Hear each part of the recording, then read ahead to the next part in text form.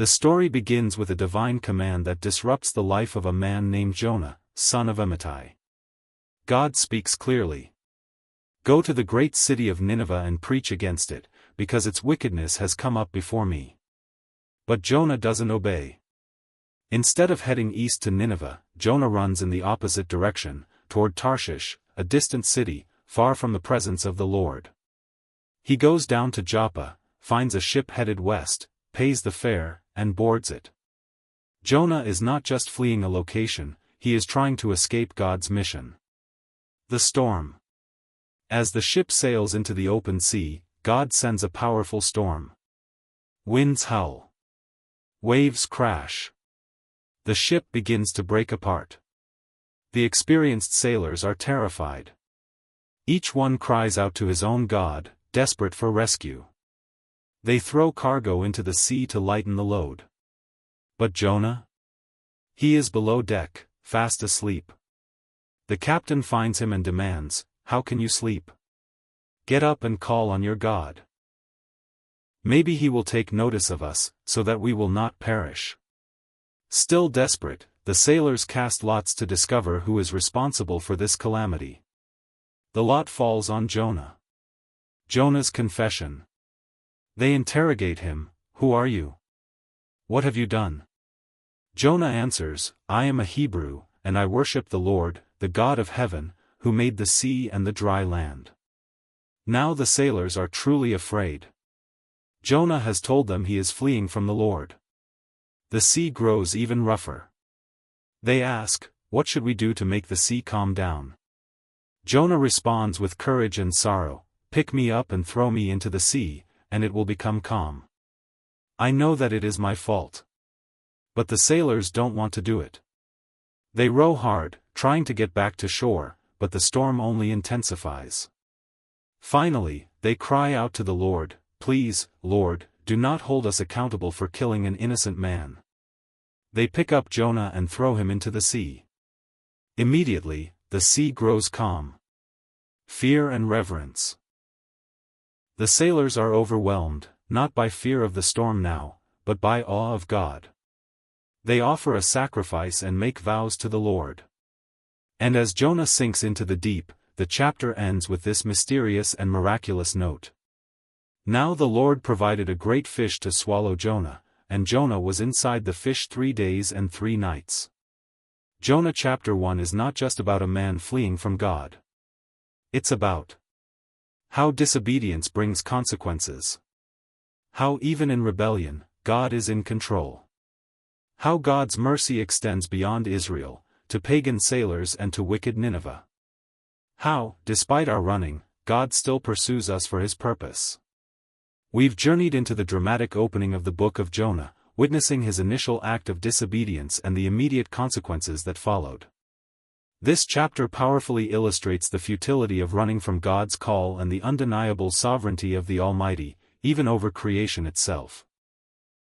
Now, to truly grasp the raw emotion and divine intervention in this unfolding narrative, let's turn to the very words of Scripture. As we move into the original text of Jonah chapter 1, verse by verse, allow these ancient verses to immerse you in Jonah's tumultuous voyage and the awe-inspiring power of God.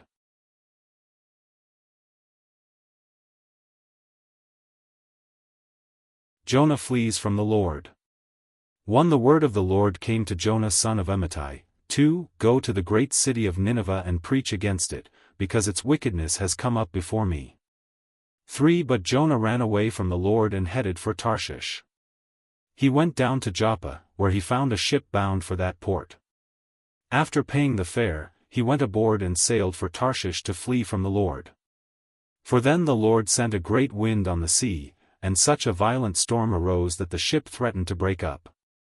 5. All the sailors were afraid and each cried out to his own God. And they threw the cargo into the sea to lighten the ship. But Jonah had gone below deck, where he lay down and fell into a deep sleep. 6. The captain went to him and said, "How can you sleep? Get up and call on your God. Maybe he will take notice of us so that we will not perish." 7. Then the sailors said to each other, "Come, let us cast lots to find out who is responsible for this calamity." They cast lots and the lot fell on Jonah. 8 So they asked him, "Tell us, who is responsible for making all this trouble for us? What kind of work do you do? Where do you come from? What is your country? From what people are you?" 9 He answered, "I am a Hebrew and I worship the Lord, the God of heaven, who made the sea and the dry land." 10 This terrified them and they asked, "What have you done?" They knew he was running away from the Lord, because he had already told them so. 11 The sea was getting rougher and rougher. So they asked him, "What should we do to you to make the sea calm down for us?" 12 Pick me up and throw me into the sea, he replied, and it will become calm. I know that it is my fault that this great storm has come upon you. 13 Instead, the men did their best to row back to land. But they could not, for the sea grew even wilder than before. 14 Then they cried out to the Lord, "Please, Lord, do not let us die for taking this man's life.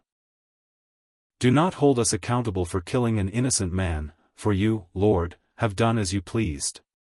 15 Then they took Jonah and threw him overboard, and the raging sea grew calm. 16 At this the men greatly feared the Lord, and they offered a sacrifice to the Lord and made vows to him. Jonah's prayer. 17 Now the Lord provided a huge fish to swallow Jonah, and Jonah was in the belly of the fish 3 days and 3 nights.